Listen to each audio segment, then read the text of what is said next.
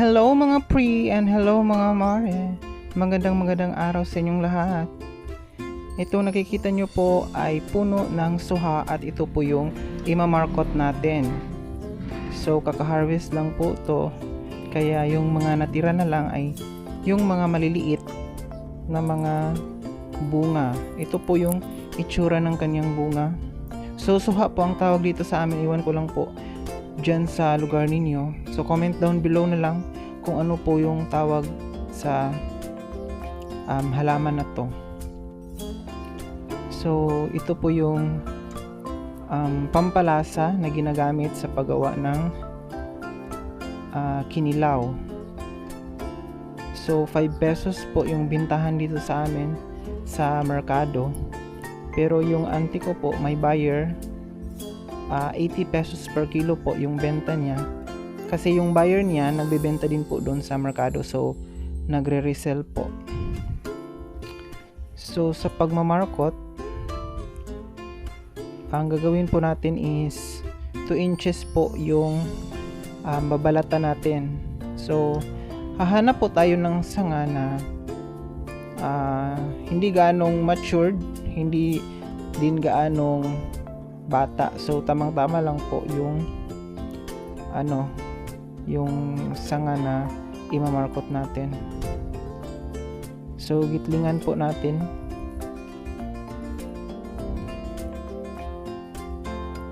Gitlingan or gitlaan? Gitlian? Ewan ko po. Basta gagawa po tayo ng markings na dun lang po yung limit ng pagbalat natin. So gagamit po tayo ng kutsilyo.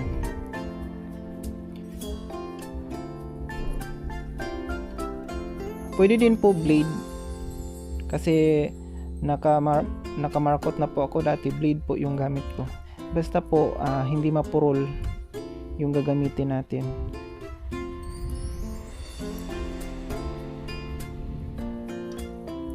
So may mga halaman po na pwede i-markot gaya ng ito, suha, kalamansi, pwede rin po yung rose, ano pa ba, bougainvillea, marpagayo, depende po. So pwede po kayo mag-search sa internet kung ano pong mga halaman ang pwede natin i-markot. Mas maganda po kasi ang markot, kasi kapag ito kung successful na to na tutubuan ng ugat, ita-transplant natin, tapos kahit maliit pa yung katawan ng halaman natin na minarkot, is mamumunga na po siya sa ganun kabata na na puno niya.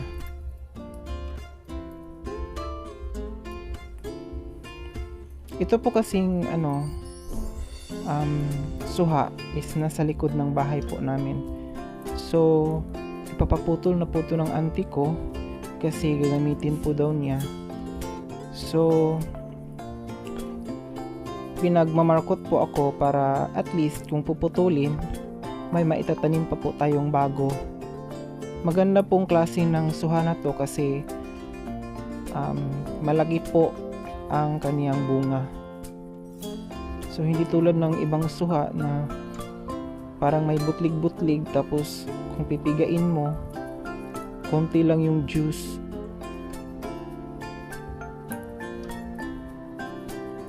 So ang ipapakita ko lang po sa inyo kung paano magmarkot, kasi ganun din po yung proseso kung magmarkot po kayo ng ibang halaman. So magmamarkot po ako, dadamihan ko po kasi plano ko po magbenta. So siguro ibebenta ko ng 300, depende po sa laki ng markot natin. 300 isa. So after po natin mamarkot to, mag-wait po tayo ng at least 3 months para magkaroon po ng ugat yung markot natin, tsaka natin putulin at ita-transplant. So abangan nyo po yung part 2 ng video na to, kasi doon ipapakita po natin yung kung paano natin inalagaan yung markot natin. So subscribe lang po kayo sa channel natin, dadamihan ko pa po yung mga tutorial natin. Iba-iba po, depende po sa ano gagawin natin. So dapat walang balat na matira. Okay, dapat kahoy po yung matira. Kasi kapag may balat, mag-continue yung supply ng nutrients dun sa kabilang banda. So hindi po tutubo yung ugat. So dapat kukunin po natin yung balat. Wala po tayong ititira dyan. Dun lang sa 2 inches na part. So tanghali po ngayon, I think mag-aalauna na po rito. Pero hindi po masyadong mainit kasi nasa likod nga ng bahay, maraming halaman.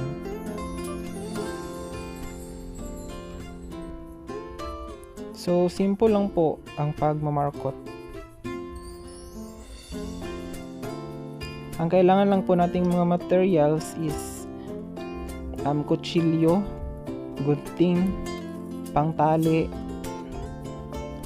transparent na cellophane. Pwede din po yung kahit may portion lang na transparent, may print, basta may portion po na transparent, kasi ang purpose niyan, makikita po natin yung lupa niya kung natuyuan na ba, kailangan na diligan. Tapos makikita rin po natin kung gaano na kadami yung ugat na mayroon ang markot natin. Tapos yung pangtali at saka yung lupa. So yun lang.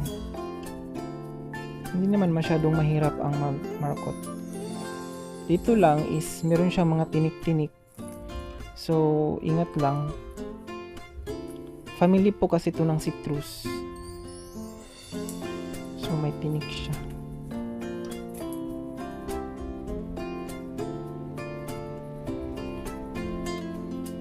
Nahihirapan po akong dito. Magbalat kasi yung pwesto, tapos maraming langgam.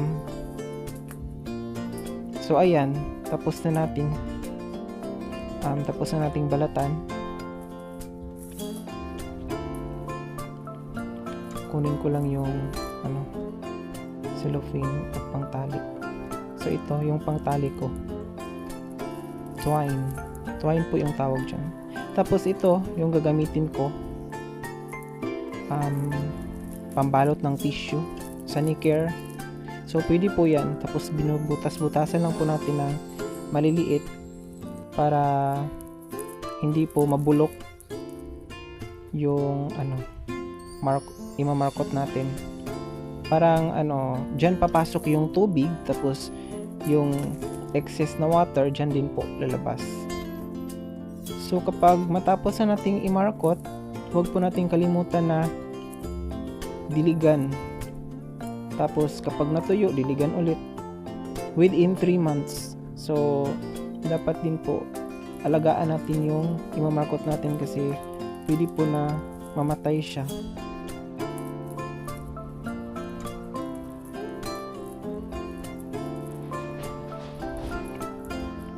So itong dulo na to, talian lang natin para tayong gumawa ng embutido.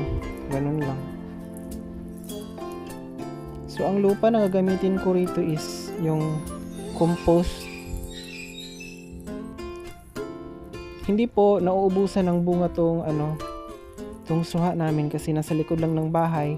Kapag may mga balat ng prutas, balat ng gulay, ito yung mga dahon, tinatambak po namin sa kanyang mismong puno.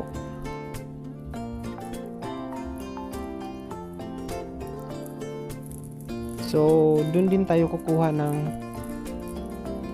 soil natin kasi mataba po.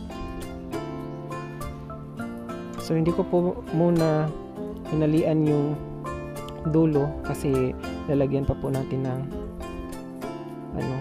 lupa. So guntingin lang po natin yung excess. Gagamitin pa po natin yung mamaya. Kahit ano pong tali pwede, basta hindi lang po magpipigtas kasi 3 months pa po yung hihintayin natin.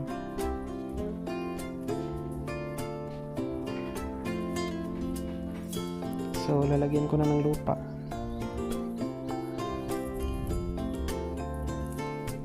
Yung lupa natin is medyo basa para hindi siya buhaghag.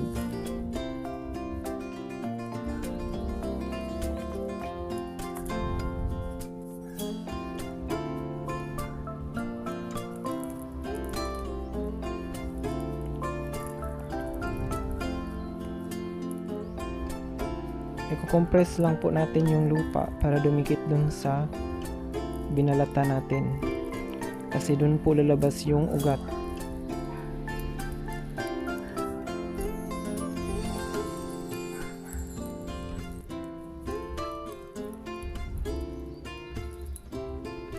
So simple lang po to gawin.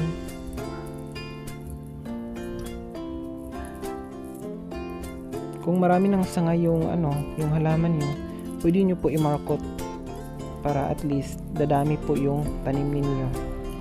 Pwede niyo pong ibenta.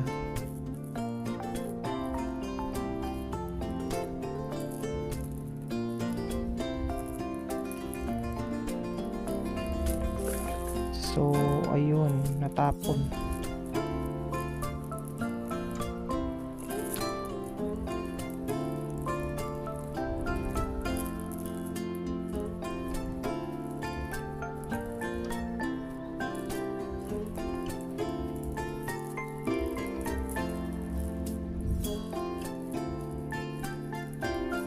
So dagdagan na lang po natin ng lupa kasi may natapon. Kuha lang po tayo ulit. Tapos ayan.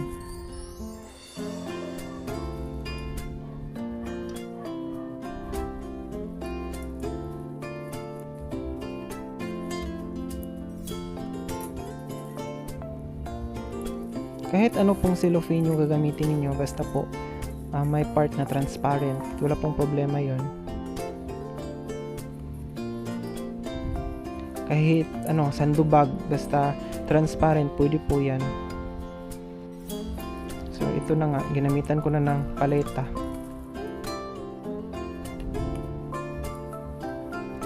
So nahihirapan po ako, kinakagat na po ako ng mga langgam kasi maraming langgam sa tinatayuan ko. So bibilisan na lang po natin. So ayan, compress lang po natin para dumikit yung lupa.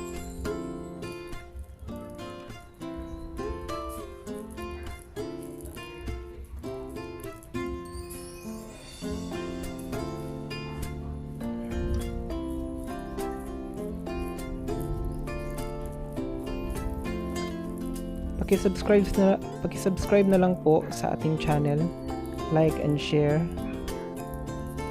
Tapos comment na lang po kung may mga tanong kayo.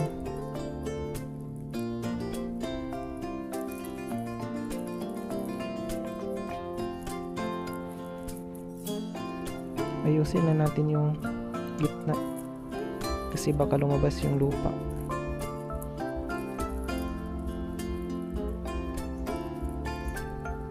May mga butas-butas na po to na maliliit yung cellophane natin para kapag diniligan po natin, papasok yung tubig, tapos yung excess na tubig naman ay makalabas. So talian natin yung dulo. So ganito lang po magmarkot. Super dali lang, kayang-kaya nyo po. Dagdagan ko pa po to, dadamihan ko para marami rin tayong mabibenta kapag pwede na nating i-transplant ang mga to.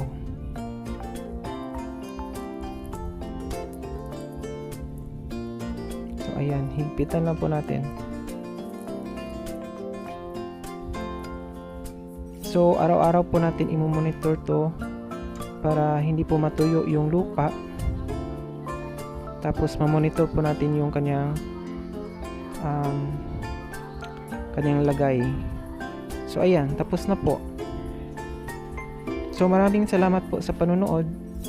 God bless po sa inyo.